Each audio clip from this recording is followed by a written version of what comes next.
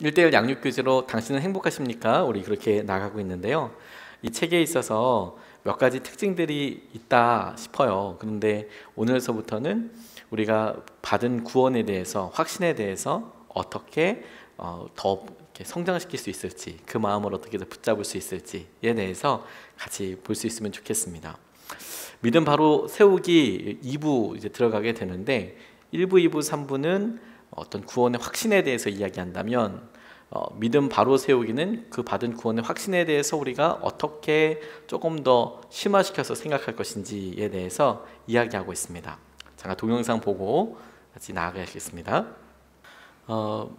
믿음에 대해서 생각할 때 제가 제일 좋아하는 짧은 동영상입니다. 우리가 똑같은 상황을 이야기할 때 그 상황을 어떻게 표현하는지에 따라서 느껴질 수 있는 세상이 완전 다르거든요. 처음에 영상에서 시각장애인이 앉아서 I am blind, 나 눈이 보이지 않습니다, 도와주세요, please help, 나 도와주세요, 이렇게 이야기하고 있는데, 사람들이 뻔연히 이렇게 구걸하고 있는 걸 알고 불쌍하다라는 느낌이 들지만 별로 반응하지 않지만, 그 다음에 이 여인이 와서 고쳐 쓴 글을 보면 똑같은 상황인데 그걸 어떻게 표현했냐면, It's beautiful day, 오늘 진짜 아름다운 날이죠, 멋진 날이죠, But I can see, 나 이거 난 그런데 볼 수 없네요, 오늘 진짜 아름다운 날인데 나는 볼 수 없네요. 그런 말 때문에 이제 사람들이 이 사람의 마음과 생각과 이런 것들도 공감하게 되더라. 믿음에 대해서 우리가 가만히 우리 마음에 일어난 변화에 대해서 점검할 때에도 우리의 생각이 똑같은 영적인 현실과 변하지 않는 것 같은 우리의 자아, 본질, 마음, 삶에 대해서 어떻게 표현하느냐, 어떻게 바라보느냐, 이거에 따라서 믿음으로 더 깊이 들어갈 수 있는지, 아니면 여전히 믿음의 가장자리에서, 변죽에서 그냥 겉에 있는 숯불만 그냥 두들기는 수준으로 우리가 믿음 생활을 할 수 있는지에 대해서 결정하게 되는 굉장히 중요한 요소가 되더라고요. 믿음을 이렇게 보면서 한마디로 이야기하면, 우리가 이렇게 임신한 여성분을 이렇게 보면 이 안에, 배 안에 아이가 있다는 걸 알잖아요. 그래서 12달이 지나고 나면 10달이 지나고 나면 예쁜 아이가 이렇게 태어나서 똑같은 위치에서 이렇게 있게 되는데, 믿음은 우리 가운데 있는 여러 일들, 되어지는 여러 상황들을 보고 이 이후에 10개월 이후에 어떤 일이 일어나게 될지, 앞으로 있을 일을, 너무도 당연한 이 일에 대해서 어떤 일들이 일어나게 될지를 미리 아는 겁니다. 전혀 아무 근거 없이 그렇게 될 거야 라고 바라는 거랑 차이가 있고요. 이런 일들로 인하여서 우리 가운데 있을 당연히 이루어질 것들에 대해서 믿음이 분명히 보게 한다라는 것이죠. 이런 믿음으로 우리의 삶에 되어지는 일들을 조금 더 보면, 하나님께서 우리에게 구원의 확신을 통하여서 갖게 하는 것들을 좀 보고 싶습니다. 그 중에서도 오늘은 죄를 다시 지으면 어떻게 될까요? 예수 믿고 죄를 지으면 어떻게 될까요? 하는 것에 대해서 우리가 좀 같이 보고 싶습니다. 예수를 믿고 죄를 짓는 경우들이 있지 않습니까? 특별히 그 중에서도 우리가 이 죄를 짓는 여러 문제들에 대해서 이게 죄를 지어도 내가 전과 같이 변하지 않는 것이 아닌가, 내가 여전히 과거의 모습대로 살아가고 있는 것이 아닌가 하는 생각들을 하게 되죠. 그런데 우리가 보혈에 대해서 생명이라고 이야기하고, 그리고 새로운 생명이라고 이야기하는 가장 중요한 이유가 뭐냐면, 우리의 삶이 예수님을 믿는 것으로 인하여서 완전히 다시 새로운 삶이 시작되었다라는 겁니다. 완전히 다른 삶이 시작되었다. 예수님을 믿고 죄를 지었다. 죄라는 안타까운 현실은 계속 반복되는 것 같지만, 예수님을 믿기 전에 사망에서의 그렇게 되는 것과 예수님을 믿고 나서 우리가 생명을 얻고 난 그 이후에 죄를 짓는 것은 완전히 의미가 다른 것이죠. 우리가 마땅히 회복돼야 될 어떤 기준이 있게 되는 거니까요. 그런 의미에서 예수님을 믿고 죄를 지으면 어떻게 되나, 주님께서 우리 가운데 심각한 문제에 완전히 죽게 되는 것은 아니어도 우리가 여전히 죄를 짓는 현실들에 대해서 우리에게 경고하시고 도전하시는 것들을 좀 붙잡고 싶습니다. 그 중에서도 주님께서 우리에게 요한일서 1장 9절 말씀 이렇게 이야기하셨습니다. 만일 우리가 우리 죄를 자백하면 그는 미쁘시고 의로우사 우리 죄를 사하시며 우리를 모든 불의에서 깨끗하게 하실 것이다. 모든 불의에서 깨끗하게 하여 주실 것이다. 우리가 자백하면. 우리에게 주님께서 오시는 마음의 도전이, 기도가 우리에게 회개를 통하여서 우리의 여러 현실들과 어려움들을 넘어서게 하여 주실 것이다. 우리가 단 한 번의 고백으로 구원을 받지만 실제로 날마다 필요한 것이 회개가 되는 셈이지요. 그런 의미에서 우리가 죄를 짓고 예수님을 믿고 다시 한번 죄를 지을 때 여전히 되어지는 일들 중에 예수님 믿기 전에는 열했었는데 믿고 난 이후에 변화된 게 무엇이냐면 우리 가운데 결코 정죄함이 없다라는 것입니다. 정죄함이 없이 하나님을 온전히 믿게 되는 은혜들이 있더라라는 것이죠. 우리가 십자가의 은혜를 이렇게 경험하게 될 때 처음으로 돌아갔네요.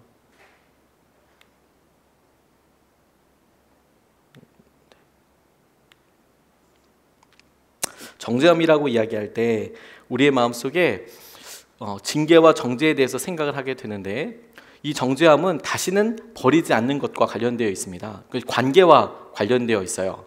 성경 말씀에 보면 그러므로 이제 그리스도 예수 안에 있는 자에게는 결코 정죄함이 없다.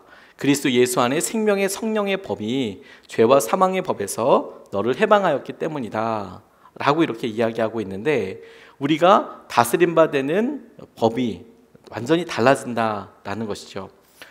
남자들이 군대에 들어가면 군법에 의해서 여러 치리를 받습니다. 우리가 이민을 가서 그 나라의 국적을 따면 그 나라의 법을 따르게 되죠. 우리가 예수님을 믿고 예수님 안으로 온전히 들어가게 되면 우리 안에 생명의 법이 우리를 다스리게 된다라고 말씀을 이야기하고 있어요. 근데 이 정죄라고 이야기하는 것은 죄로 인하여서 완전히 변화되는 현실이라고 이야기하면 조금 더 쉽겠습니다. 예전에는 전쟁을 통하여서 노예가 된다거나 혹은 어떤 범죄에 의해서 노예가 되고 죄인이 되면 신분 자체가 완전히 변하는 거였어요. 그냥 똑같은 사람인데 이렇게 좀 낮은 게 아니라 아예 사람이 아닌 또 다른 것으로 이렇게 구분이 되는 것이죠. 노예가 있던 때 사람이랑 똑같이 생각하지 않았습니다. 죄인도 똑같죠, 사실. 그렇게 예전에는 생각을 가지고 보고 있을 때였습니다. 이 정죄함이라는 것은 뭐냐면 이 사람의 생각과 수준과 상황을 그냥 죄인으로, 사람과는 다른, 완전히 다른 것으로 되는 관계의 변화를 이야기하고 있어요. 그런데 우리가 예수님을 믿게 되면 우리 안에 이 모든 죄에서 완벽하게 구원하시는 하나님의 방법을 찾은 것이고 능력을 찾게 된 것이다 라고 이야기하고 있습니다. 우리가 더 이상 죄에 무너지지 않고 이 죄의 문제를 능히 이겼을 수 있는 방법을 얻게 되는 것이고 또 여전히 우리가 죄를 지어도 하나님의 자녀가 되었다라는 것을 말합니다. 약속하고 계시는 것이죠. 로마 시대의 법이 절대로 파양이 안 되는 그런 법을 갖고 있었습니다. 친자식은 버릴 수 있어도 내가 법적인 절차를 받아서 양자로 얻은 아들은, 자녀는 절대로 파양을 할 수가 없었습니다. 하나님께서 우리에게 주님께서 은혜대로 구원하여 주셨다라고 이야기할 때 똑같은 법을 이야기하고 계시는 것이죠. 하나님의 자녀가 되었다. 이 자녀라는 표현이 무엇이냐면 너희들이 어떤 일을 해도 그 일에 대한 신분은 바뀌지 않는다라는 것이죠. 저희 집에 누가 와서 편하게 일을 다 할 수 있겠죠. 그런데 저희 집 아이가 할 수 있는 수준과 그리고 다른 집 아이들이 저희 집에 와서 할 수 있는 수준이 다를 겁니다. 똑같은 실수를 해도 아빠로서 엄마로서 대할 수 있는 게 완전히 다르겠죠. 하나님께서 우리에게 귀한 은혜를, 자녀로서의 은혜를 더하여 주신다라고 말씀하여 주신 겁니다. 요즘에 이슬람 아이가 만약에 땅을 파고 있으면 미국 사람들 같은 경우에 굉장히 걱정스러운 눈으로 볼 거예요. 그런데 자기 집 아이가 땅을 파고 있으면 논다고 생각할 거예요. 테러가 있고 그런 나라에서 어느 민족이냐 어느 사람이냐에 따라서 태도가 완전 달라지는 것과 똑같은 것이죠. 그래서 우리가 부모 자식까지 되기 때문에 다시는 무서워하지 않고 종의 영이 아니라 양자의 영을 받았다. 그래서 우리가 하나님을 아빠 아버지라고 부르게 된다라고 이렇게 말씀하고 계세요. 주님께서 우리에게 관계의 변화를 가져오게 하셨다라는 겁니다. 그런데 하나님께서 이것에 대해서 계속 이야기하시기를 그리스도인이 그런데도 죄를 지으면 징계는 받지 않지만, 그러니까 정죄는 받지 않지만 책망과 징계를 받게 될 거라고 이야기하고 계세요. 우리가 짓는 죄, 그 죄에 대한 결과에 대해서 완전히 자유로워지는 것이 아니라 그 일에 대한 마땅한 책임과 훈련을 받게 되는 것이죠. 훈련과 시험은 완전히 다릅니다. 시험은 떨어지면 끝이죠. 훈련은 될 때까지 반복하는 겁니다. 이 정죄와 책망도 마찬가지라고 생각이 들면 되겠습니다. 한 번 죄 짓고 한 번의 일로 인해서 완전히 관계가 틀어지는 것과 우리가 잘못한 일을 통해서 반복적으로 그 일이 잘 되기 위해서 훈련하고 책망하고 돌아오도록 그렇게 하는 것은 엄청난 차이가 있는 것이죠. 그래서 우리 가운데 책망이 있고 그리고 징계가 있다라는 것을 통해서 우리가 첫 번째로 기억해야 될 것은 무엇이냐면 우리 안에 계신 성령님께서 우리가 하고 있는 특정한 행동들에 대해서 근심하시더라라는 것이죠. 계속해서 마음속에 너 그러면 안 된다, 그러면 안 된다, 이렇게 말씀하고 계시는 거예요. 제게 교제하던 한 남자 청년이, 그러니까 제가 사역하고 있던 교회의 한 청년이 열심으로 신앙생활 하다가 한 번은 주일 예배를 안 나온 적이 있었습니다. 아무 연락도 하지 않고. 그리고 통화가 돼서 보니까 부산에 놀러가 있는 거예요. 부산에 놀러 가면서 제게 이런 얘기 하더라고요. 저 일본에서 친구가 와서 부산에 왔다고 하루 놀 거라고, 교회 안 갈 거라고 그렇게 이야기를 하더라고요. 누가 뭐라 하지도 않았는데. 그래서 알았다고. 그래, 알았어. 그리고 이제 잘 보내서 알아. 뭐 거기서 뭐 전화로 할 말은 없지 않습니까? 뭐 화를 내겠습니까? 부산을 내려간다고 하면 말리겠지만 이미 부산 가서 얘기를 하는데 예배 시간 전이니까 지금 빨리 뛰어와라 이렇게 얘기할 수는 없지 않습니까? 다만 근처에 있는 교회 가라. 거기 어딘지 모르겠지만 근처에 있는 교회 좀 들어가서 예배 시간에 예배 드려라. 그런 이야기 했었거든요. 돌아왔습니다. 그리고 저랑 첫 번째로 만나게 되는 날 그 형제가 저한테 하나도 재미없다고, 너무 힘들었다고, 마음속에 너무 불안해가지고 너무 힘들었다고 이렇게 이야기하더라고요. 미성년자도 아니고 직장생활하고 있는 청년이 오랜만에 친구가 놀러와서 일본에서 공부하던 친구가 놀러와서 그래서 그 친구랑 만났고 그 시간을 보내는 것 자체가 사회적인 법상으로 무슨 아무 문제될 게 없겠죠. 그런데 이 친구가 평소 때 하고 있던 믿음의 봉사와 고백이 내가 예배드릴 시간에 어떤 일을 하고 있는지에 대한 강력한 부담으로 오더라. 이게 떨쳐버릴 수 없는 생각들로 오더라. 그게 성령님의 근심입니다. 이렇게 하면 안 되는데, 이렇게 하면 망하는데, 이런 생각이 들더라는 거예요. 근데 그 성령의 근심이야말로 계속해서 하나님께서 하시는 은혜에 대해서 우리를 바라보게 하는 통로가 되고 그리고 방법이 되는 것이죠. 아이들이 철들면 뭐가 바뀌냐면 부모님 마음 어떤지 알게 되는 것이죠. 장로님으로 유명한 시인 박목월 씨가, 그분 아드님이 국문과 교수님이었거든요. 그런데 참 너무 어려운 삶을 사셨대요. 나눠주는 거 엄청 좋아하고 뭐 좀 있으면 주위에 있는 사람들 나눠주시는 그런 삶을 사셨답니다. 박목월 장로님이. 그런데 이분이 그렇게 힘들고 어려운데에도 크리스마스 때에는 꼭 자녀들한테 선물 뭐냐고, 너 뭐 갖고 싶냐고 물어본 다음에 그 선물 사주셨대요. 그런데 이분이 이 박목월 장로님께서 아들이 하나 있고 딸이 하나 이렇게 있는데, 그런데 이 고등학교 때 이 아들이 가만 보니까 신발이 너덜너덜 하는 거예요. 고등학교 다니는데 신발이 이렇게 막 찢어지고 막 그래서 나 구두 하나 있었으면 좋겠다. 그냥 학교 다니는 뭐 비싼 구도 아니고 그냥 새 구도 있었으면, 새 신발 있었으면 좋겠다, 이런 생각이 들어서 크리스마스 때 선물 뭐 사줄까 물어보면 내가 구두 사달라고 해야지 이렇게 생각하고 있었던 거예요. 아니나 다를까 크리스마스 때가 다가오니까 박목월 장로님이, 시인 박목월 씨가 이렇게 오시더니 연필이랑 메모지 들고 와서 너 뭐 갖고 싶니 이번 크리스마스 때 이렇게 물어보는데, 불행히도 동생한테 먼저 물어봤대요. 여동생한테 이렇게 물어봤는데 여동생이 뭐라고 이야기하냐면 당시에 유행하는 잠바를 사달라고 그랬대요. 이렇게 막 누비 들어가 있는 좋은 잠바를 사달라고. 이거 비싼 잠바를 사달라고 이게 확 얘기해 버린 거예요. 그러니까 처음에 이 박목월 시인이 가만히 이렇게 보더니 어떻게 대답을 못 하더래요. 아빠가 당장은 못 사주겠지만 돈을 모아서 좀 사주겠다 이렇게 약속을 하고, 그리고 이제 오빠한테 너는 크리스마스 선물 뭐 받고 싶니? 이렇게 이야기하니까 도저히 거기에 구두 사달라는 말을 못 하겠더래요. 그래서 그냥 고개를 푹 숙이고 장갑이요 이렇게 얘기했더니, 장갑이요, 그냥 털장갑 갖고 싶다고. 구두랑 털장갑은 가격 차이가 많이 나니까 그냥 장갑 갖고 싶다고 이렇게 이야기했답니다. 근데 이 아들 되시는 이제 나중에는 교수님이 되셨지만 그날 밤에 이렇게 생각하는데 그렇게 아버지가 불쌍하더래요. 아이고, 돈 없는 우리 아버지, 저 마음 어떠실까? 저 털없는 동생이 비싼 잠바 사달라고 그랬는데 저거 어떡하나.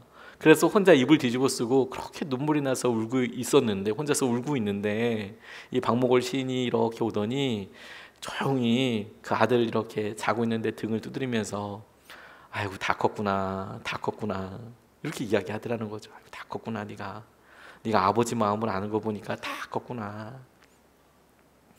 우리가 율법에 의해서 죄를 지면 벌을 받고 그것 때문에 두려워서 내가 이렇게 하면 천국에 못 가는데, 이렇게 되면 내가 어떤 벌을 받는데, 그것도 우리가 어떤 죄를 짓지 않게 되는 어떤 방법일 수는 있습니다. 그런데 어느 순간에 내 안에 중요한 기준이 있어서 나를 사랑하시는 분, 나를 믿어주시는 분을 내가 같이 신뢰하는 거죠.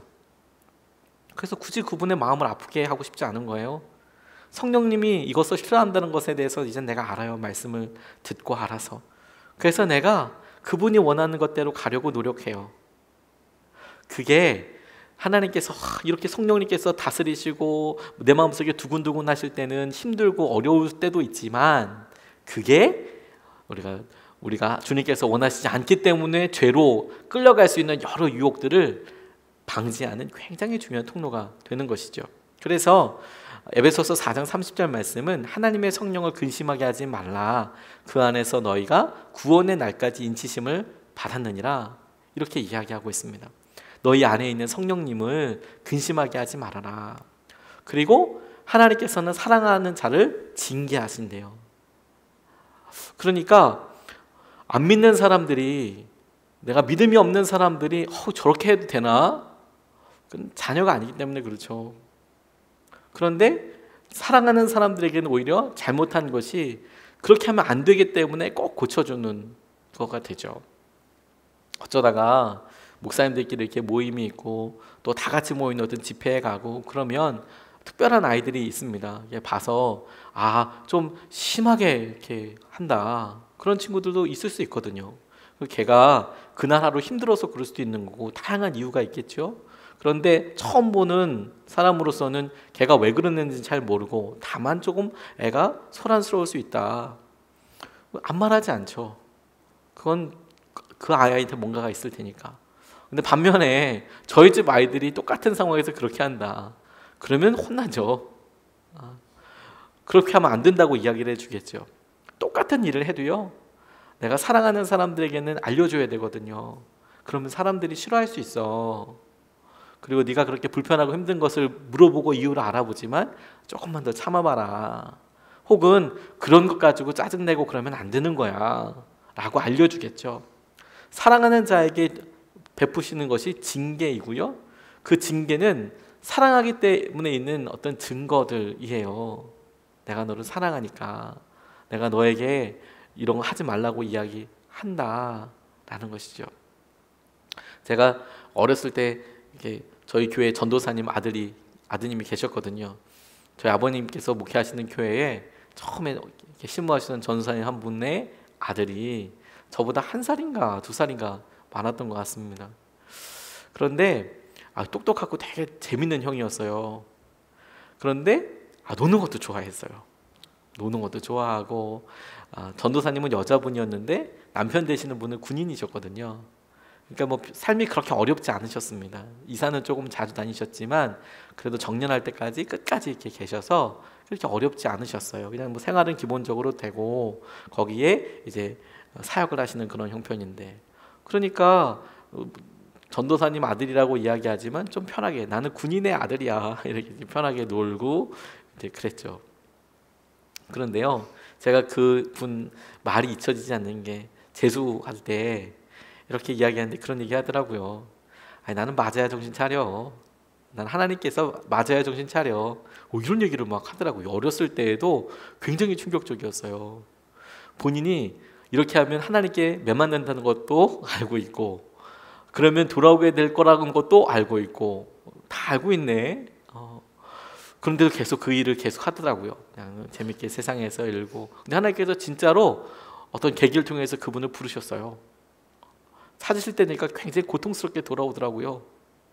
지금은 영국에서 목회 잘하고 계시는데 목사님이 되셔서 하나님의 부르심 앞에 서게 되었는데, 사랑하는 사람들에게는 하나님께서 포기하지 않는다는 그런 흔적들이 있어요.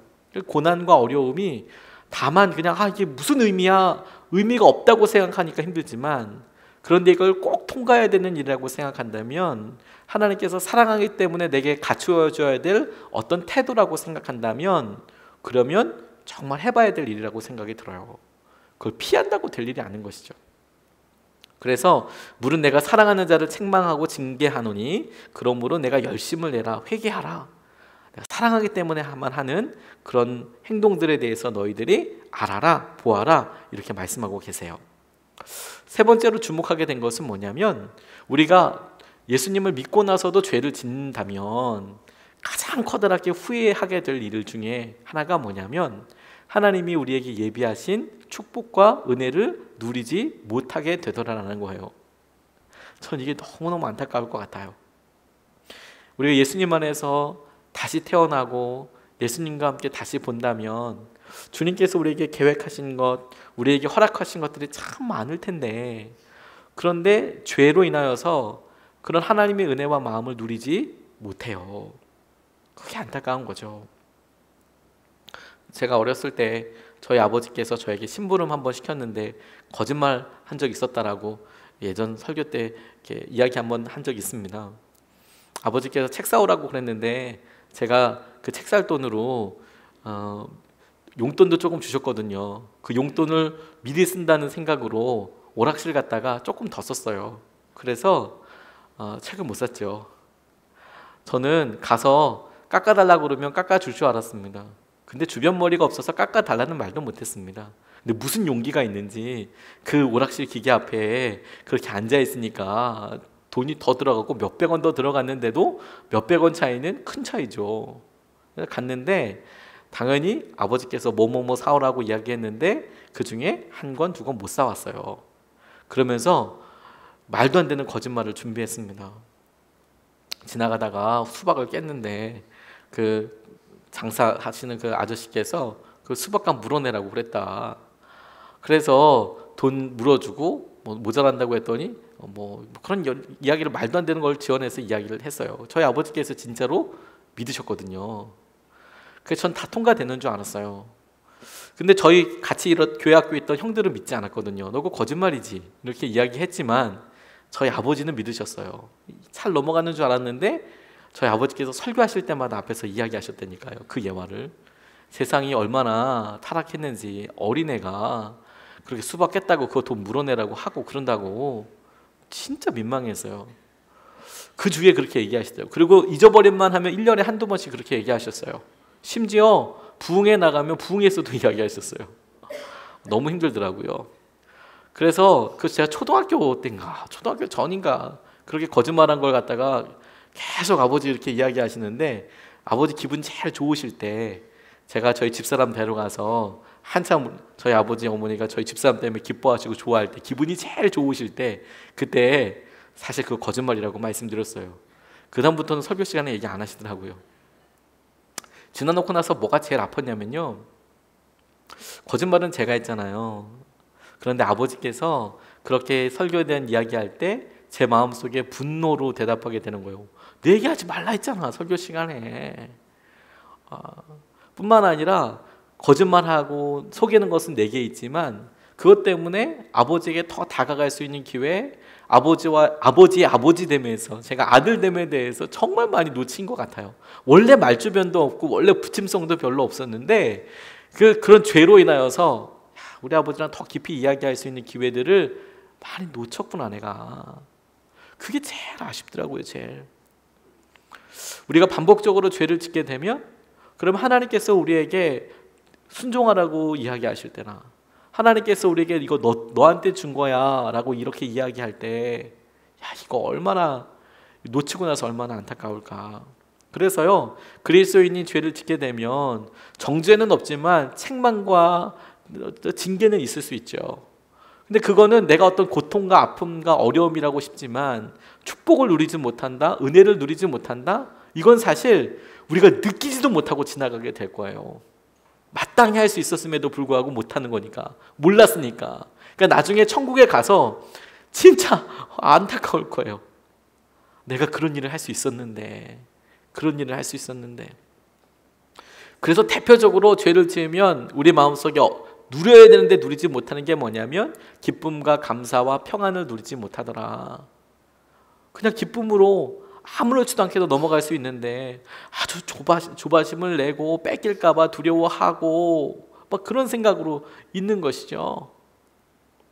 고아에 대해서 어떤 목사님이 정의하시는데, 고아가 뭔 줄 아냐, 자기 밥 먹을 거, 자기 잠잘 거 자기가 걱정하는 사람들이 고아다. 왜? 그런 것들을 부모들이 걱정해야 될 건데 자기가 걱정하는 게 고아다. 그러니까 자기가 이거에 대해서 내려놓지 못하고 그냥 계속 노심초사하면서 정말 힘들고 어려운 것을 그냥 거저지고 가는 것이죠. 그러니까 힘들고 어려운 삶을 살게 되는 거예요. 개중에 이렇게 보면 정말 믿음인지 어떤지 정말 순탄하게 가는 친구들이 있거든요. 체주에 이렇게 보면 너무 순탄하게 가요. 별로 고생하지 않고 그냥 순적하게 진짜 가죠. 다른 사람들은 10번, 20번 이렇게 될 걸 정말 순적하게 가는 사람들이 있어요. 평안하게, 무던하게. 너무 부러워요. 너무 부러워요. 저는 굳이 열심히 해서 이렇게 정말 막 거의 땀을 흘려가며 막 열심히 준비해도 그래서 이걸 정말 소중하게 얻으려고 이렇게 해서 간신히 가는데 어떤 친구도 너무 평안하게 그냥 그걸 당연히 누리면서 살아가죠. 저런 게 어떻게 될까? 그런데 죄가 우리가 마땅히 누려야 될 평안과 은혜에 대해서 못 느끼게 하더라, 못 붙잡게 하더라, 누리지 못하게 하더라. 하나님의 나라는 먹는 것과 마시는 것이 아니요 오직 성령 안에 있는 의와 평강과 희락이더라. 근데 기쁨으로 계속 이렇게 있는 거더라. 하나님께서 우리에게 이끌어 주시는 대로 기쁨과 감사와 평안을 누리면서 살아가는 게 당연하더라. 또 하나, 예배가 무너지고 기도가 막히더라. 하나님께 마땅히 구할 수 있는 기회에 하나님께 마땅히 구해서 하나님이시군요, 하나님이신 것을 깨닫게 되는, 경험하게 되는 때를 죄로 인하여서 놓쳐버려요. 그게 너무 안타깝더라고요. 시험에 들면 뭐가 제일 안 되는지 아십니까? 기도가 제일 안 돼요. 그런데 뭘 해야 시험에서 빠져나올 수 있는지 아십니까? 기도해야 돼요. 제가 저희 집사람 분만할 때 이렇게 분만실에 들어가 보니까 의사 선생님들은 굉장히 아이를 순적하게 낳았다고 이야기하는데, 주위에 다른 분만실에, 다른 옆에 칸 분만실이나 다른 산모들을 이렇게 보지 않습니까? 의사 선생님과 간호사 선생님들이 뭐라고 얘기하냐면 숨 쉬어야 한다고 계속 얘기해요. 숨 쉬어야 한다고, 숨 쉬라고. 그런데 숨 쉬는 게 잘 안 되나 봐요. 제가 나와보진 않아서 모르겠어요. 숨 쉬는 게 안 되나 봐요. 숨 쉬는 게. 근데 숨 쉬어야 아이를 낳는데 숨 쉬는 게 안 돼요. 그러니까 옆에서 이렇게 같이 숨을 막 이렇게 들여마셔 가지고 같이 숨을 쉬어주고 그렇게 하기 시키더라고요. 숨을 같이 쉬고 호흡을 해야 한다고. 근데 어느 순간에 딱 참기 시작해요. 그러면 얼마 못 가죠. 수영 배울 때도 보니까 선생님이 항상, 코치 선생님께서 잘 숨을 뱉어야 된다. 이렇게 음파하지 않습니까? 이거 안 하고 끝까지 참고 가면 얼마 못 가요. 파 할 때 별로 안 나오거든요. 여기 안에서 이렇게 더 이상 받아들일 수 있는 게 없어가지고 잘 뱉어야지 되거든요. 기도가 똑같아요. 내가 죄를 지으면 호흡이 끝이는 듯이 하나님께서 마땅히 우리에게 주실 교제와 감각을 완전히 잊어버리게 되는 것이죠. 그래서 주님께서 듣지 아니하신다, 응답을 받지 못한다, 이렇게 말씀하고 계세요. 또 하나 사명을 감당하지 못하는 그리스도인이 되더라. 마땅히 주님께서 이 땅에 오게 하셨을 때 우리에게 주신 어떤 삶의 목적이 있지 않습니까? 이 사명이라는 단어가 라틴어 미션이라는 단어에서 왔거든요. 미션이라는 단어가 원래는 보내다라는 미토, 미텔에 이렇게 왔어요. 미숨 이런 라틴어에서 온 단어거든요. 그런데 보냈다, 보냄을 받았다 라는 뜻이에요. 사명이라는 뜻은. 우리가 선교라고도 번역을 하죠. 미션이라는 단어를. 그러니까 내가 그곳에 간 게 아니고 나를 그곳에 보낸 사람이 있는 거예요. 보낸 사람이 있다는 것은 뭐냐면 내가 거기에 왜 갔는지가 아니라 보낸 사람의 목적과 이유가 있겠죠. 영어 표현으로 이야기하면 why, 왜 갔나요? 라고 물을 때 이 why랑 똑같은 표현이 for what, 뭘 위해서 거기에 간 겁니까? 사명이 딱 그래요. 뭘 위해서 거기에 있는 걸까요? 우리가 여기에 뭘 위해서 이렇게 있는 걸까요? 50년에서 더 살아서 80년, 100년을 채워서 우리가 하나님 나라에 갈 때에는 for what? 뭐 때문에, 무엇을 위해서 살았다라고 이야기할 수 있을까요? 하나님께서 우리에게 주신 독특한 것이 있을 거라고 저는 믿고 있거든요. 그런데 하나님께서 그런 사명으로 쓰시기 위해서 우리를 도전하시고 이끄실 때 이 죄가 그런 모든 기회들을 다 놓치게 하는 것이죠. 염려와 걱정과 힘든 것들이. 그러니까 예수님을 믿고 나도 예수님이 정말 좋은 분이라는 걸 알고 나서도 그분을 따르지 못하게 되더라니까요. 하나님께서 우리에게 주시는 은혜들이 이렇게 세상의 소금이라고 쓰시려고 하는 거거든요. 그런데 그런 소금의 역할을 감당하지 못해서 바깥에 버려지는 비참한 삶을 살게 되더라. 이게 안타까운 영적인 현실일 것 같아요. 저는 만약에 천국에 가서 하나님께서 제게 꿈꾸셨던 그 꿈과 비전을 보게 된다면 얼마나 황홀하고 놀라울까, 그리고 얼마나 안타까울까라는 생각을 가끔 합니다.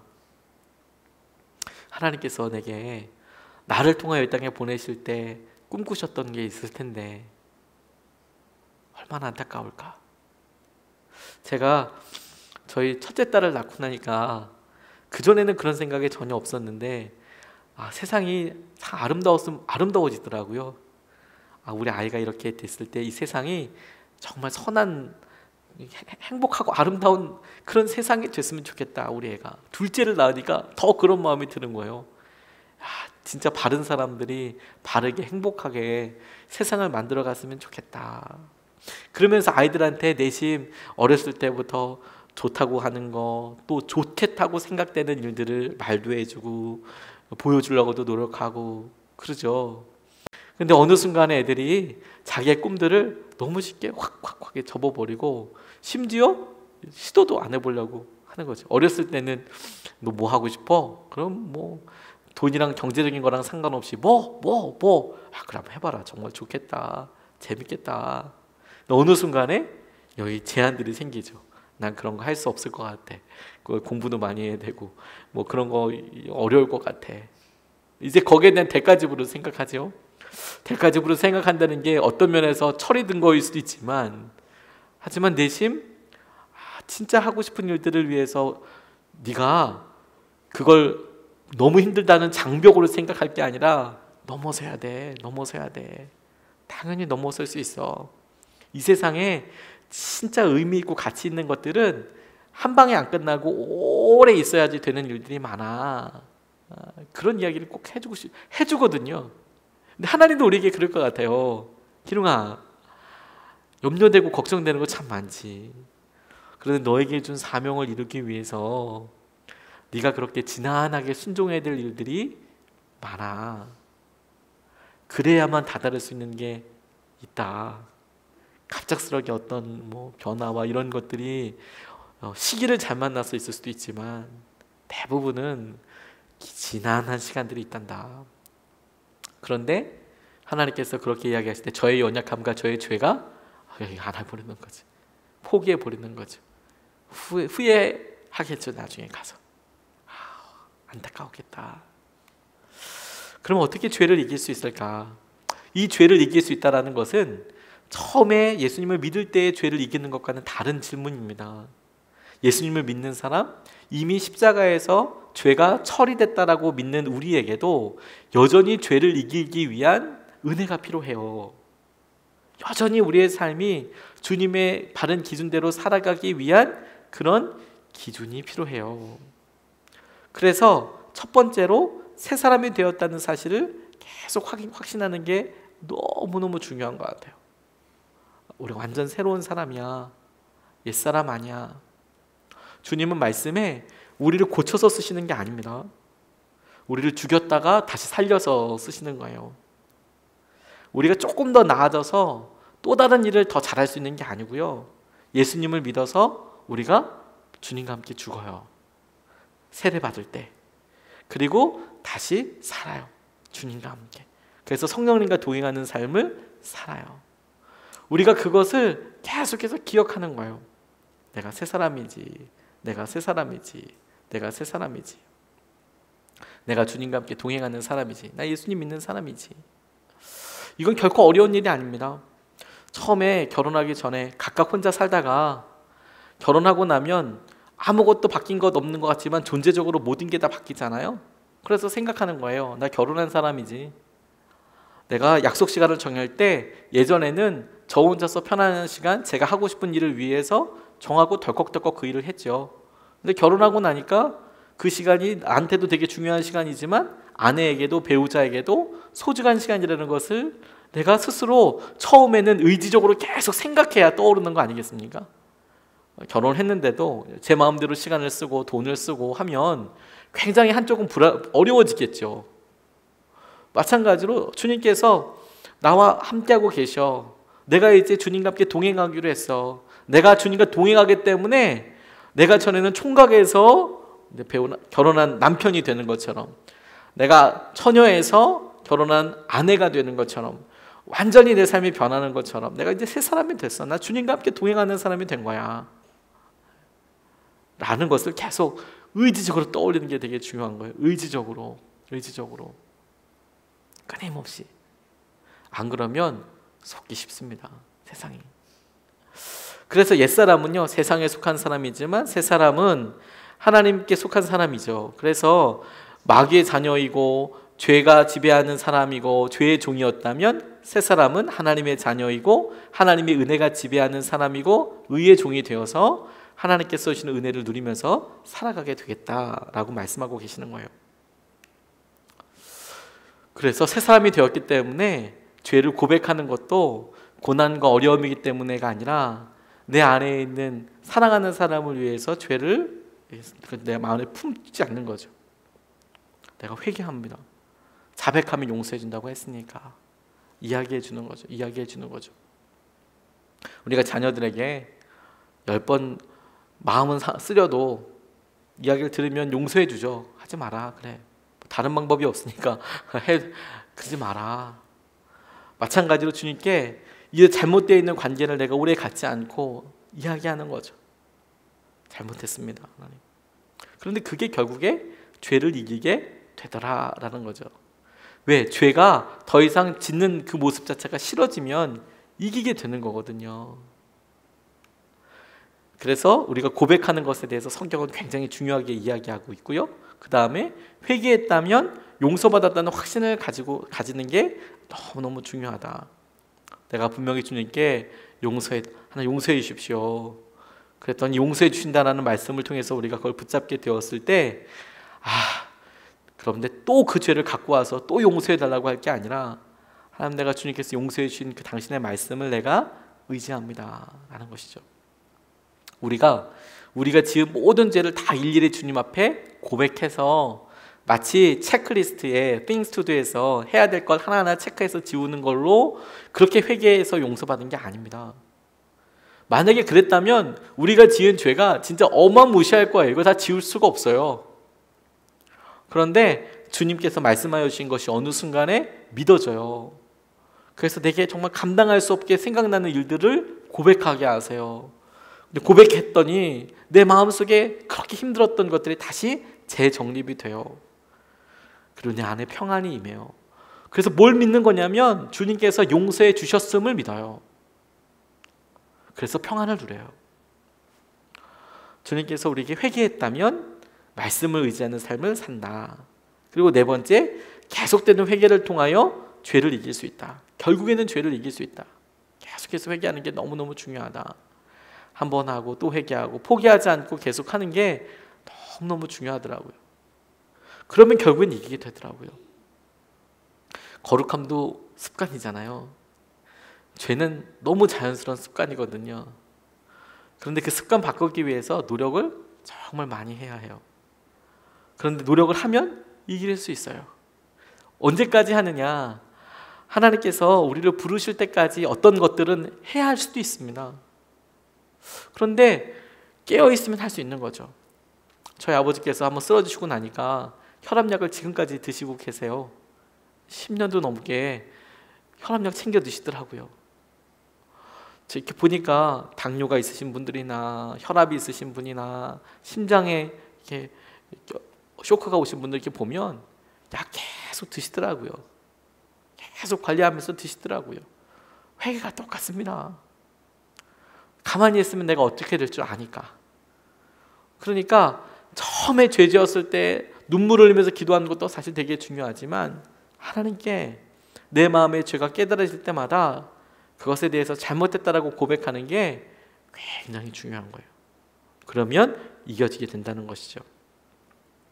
내가 이르노니 너희는 성령을 따라 행하라. 그리하면 육체의 욕심을 이루지 아니하리라. 회개, 성령님께서 우리에게 주는 도전이거든요.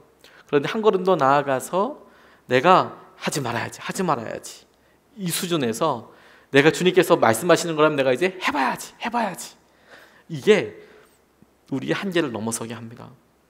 하나님께서 결코 우리에게 다다를 수 없는 목표를 주신 게 아니거든요.